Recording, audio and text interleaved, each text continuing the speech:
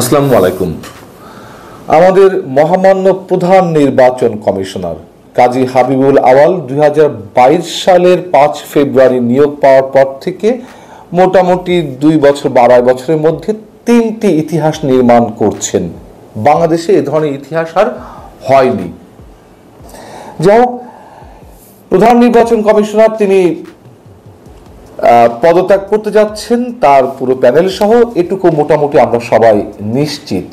তবে তিনি সাংবাদিক সম্মেলন তার মতলবটা আসলে কি সাংবাদিক সম্মেলন করার? তাকে যে পদত্যাগ করতেই হবে এর কোনো বিকল্প নেই, এটি তো সবাই জানি আমরা।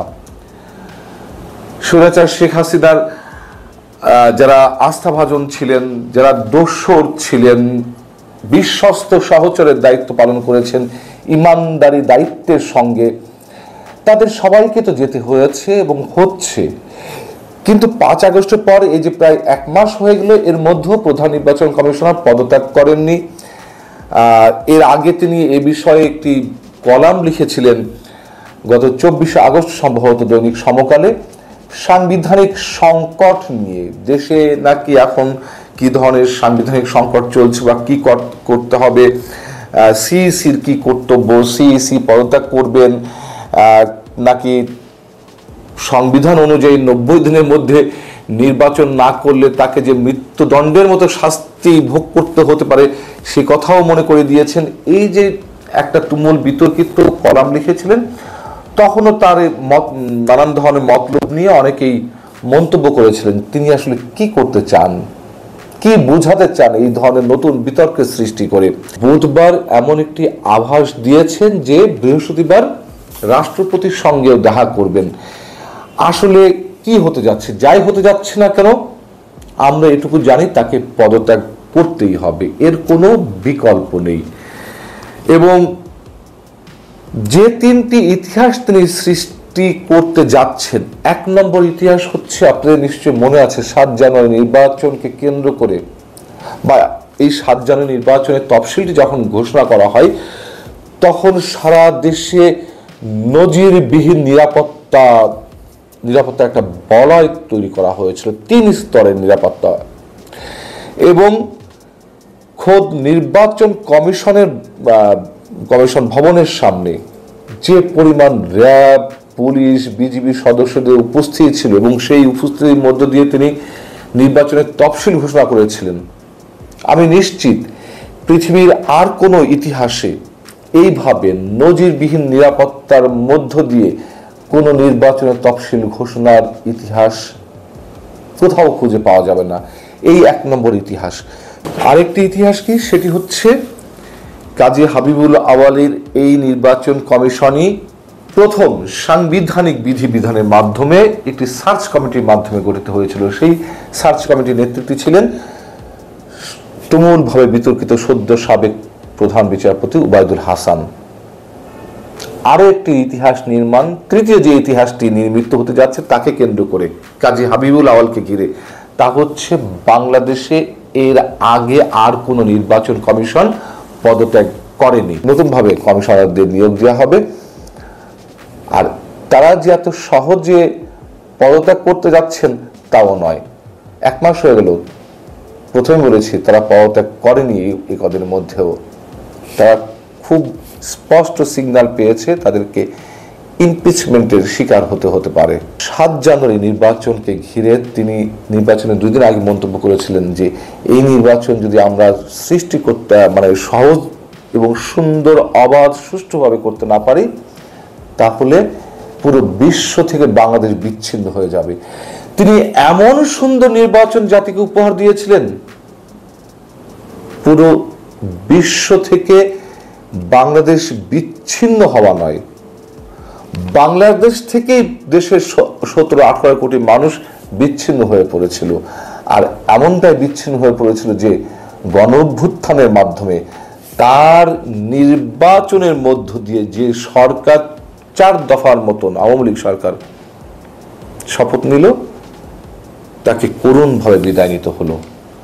এবং তিনি তার ওই আর্টিকেলে সমকালে যেটি প্রকাশ হয়েছিল সেখানে তিনি বলার চেষ্টা করেছেন যে এই মুহূর্তে সাংবিধানিক সংকট চলছে, সামরিক সরকার এলে তারা একটা সামরিক ফরমান জারি করেন, কিন্তু দেশে তো এই মুহূর্তে সামরিক সরকার নেই।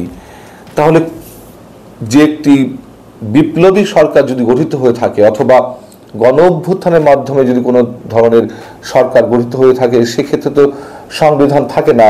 তাহলে কোন আইনের বলে বর্তমান সরকার চলছে, কোন বিধিবিধান বা কোন বিশেষ ব্যবস্থায় এই সরকার চলছে, নানান ধরনের মন্তব্য তিনি করেছেন।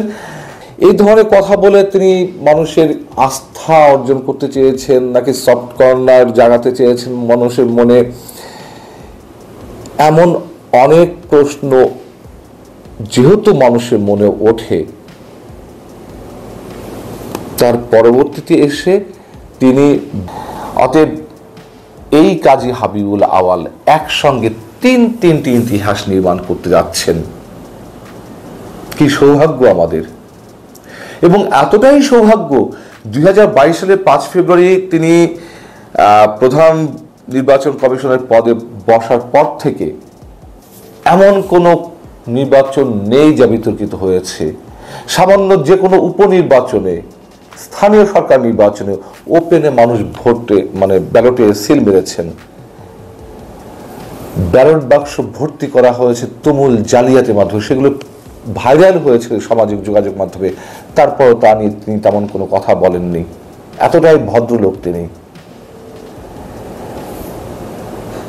এবং এখন বিষয় হচ্ছে যে তার আগে হচ্ছে যে কি ধরনের সংস্কার নিয়ে আলোচনা হবে, নির্বাচন কবে হতে পারে, সে বিষয়ে একটি রোডম্যাপ আগামী 2-3 সপ্তাহের মধ্যে হয়তো সরকারের পক্ষ থেকে দেওয়া হবে, এমনটাই আমরা জানতে পারছি। এবং বিএনপি পক্ষ থেকে যেমন প্রথম দিকে বলা হয়েছিল যে রাষ্ট্রের বিভিন্ন প্রতিষ্ঠানের সংস্কারের জন্য একটা যৌক্তিক সময় দেয়া হতে পারে বর্তমান সরকারকে এবং তারপরে নির্বাচন, কিন্তু আমরা পরবর্তীতে এসে দেখলাম আবার বিএনপি পক্ষ থেকে দাবি করা হচ্ছে একটা রোডম্যাপ ঘোষণার। সরকার আসলে কি করতে চাইছে, কতদিনে নির্বাচন দিবে, কি ধরনের সংস্কার করবে, এবং এই দাবিটি থাকতেই পারে। একটা রোডম্যাপ প্রত্যাশা সবাই করতেই পারে, খুবই স্বাভাবিক। তো মনে হচ্ছিল যে বিএনপির সঙ্গে সরকারের একটি দূরত্ব ক্রমান্বয়ে বাড়ছে এবং অনেকে মনে করছেন যে সেই দূরত্বটি ঘুচানোর জন্যই মির্জা ফখরুল ইসলাম আলমগীর প্রধান উপদেষ্টার সঙ্গে বসেছেন, বৈঠক করেছেন, কথা বলেছেন, বিএনপির মনোভাব জানিয়েছেন। সেই জায়গা থেকে শনিবার থেকে যে রাজনৈতিক সংলাপ অনুষ্ঠিত হবে সেখানে এখন আওয়ামী লীগকে ডাকা হবে কিনা। আওয়ামী লীগকে অবশ্যই ডাকতে হবে। এটি যারা সুস্থ এবং মোটামুটি রাজনৈতিক অভিজ্ঞতা সম্পন্ন তারা সবাই মনে করছেন যে আওয়ামী লীগকে না ডাকার কিছু নেই। তার কারণ সরকার যে আওয়ামী লীগকে নিষিদ্ধ করতে চায় না তার একটি বড় প্রমাণ আমরা এর মধ্যে পেয়েছি। তো অ্যাটর্নি জেনারেল আসাদুজ্জামান সাহেব বলেছেন সেই কথাগুলোকে আমরা একেবারেই উড়িয়ে দিতে পারি না। এখন কেউ বলতে পারেন যে এখন তো সংবিধান নেই, তো সংবিধান হবে যদি তর্কে খাতিরে ধরিও নেই যে সংবিধান নেই, এবং যে সংবিধান নতুন করে যদি সত্যি নতুন করে সংবিধান রচিত হয় সেখানে তো আর এই কথাগুলোর বাইরে থাকবে না, মানুষের মত প্রকাশের অধিকারের বিরুদ্ধে কিছু থাকবে না, সংগঠন করার অধিকারের বিরুদ্ধে কিছু থাকবে না। এবং যেই আরো কারণ দেখিয়ে 5 আগস্ট শেখ হাসিনা পালিয়ে যাওয়ার আগে জামাত শিবিরকে নিষিদ্ধ করা হয়েছিল, এই সংবিধানের আলোকেই তো সেই জামাত শিবির নিষিদ্ধের প্রজ্ঞাপনটি বাতিল করা হয়েছে। এবং আওয়ামী লীগ যে একেবারে অন্যায়ভাবে এটি করেছিল, সম্পূর্ণ রাজনৈতিক দূরভিসন্ধি থেকে গণ অভ্যুত্থানকে অন্যদিকে নেওয়ার একটি চেষ্টা, এগুলো তো আমরা সবাই জানি। অতএব আওয়ামী লীগকে নিষিদ্ধ করার এখন কোনো যুক্তি থাকতে পারে না। অনেকে ক্ষোভের বশে, অনেকে যারা নির্যাতিত হয়েছেন তারা তাদের এক ধরনের ক্ষোভের বহিঃপ্রকাশ থেকে এই দাবিগুলো তুলতেই পারেন, কিন্তু আদালত কি বলে, আইন কি বলে, আমাদের সংবিধান কি বলে, সেই জায়গাতে অবশ্যই আমাদের খেয়াল রাখতে হবে। সবকিছু মিলিয়ে আমরা যদি প্রতিহিংসা রাজনীতি আবারও ফিরিয়ে নিয়ে আসি তাহলে এই যে গণ অভ্যুত্থানের, ছাত্র অভ্যুত্থানের যে স্পিরিট সেটি আর রইবে না।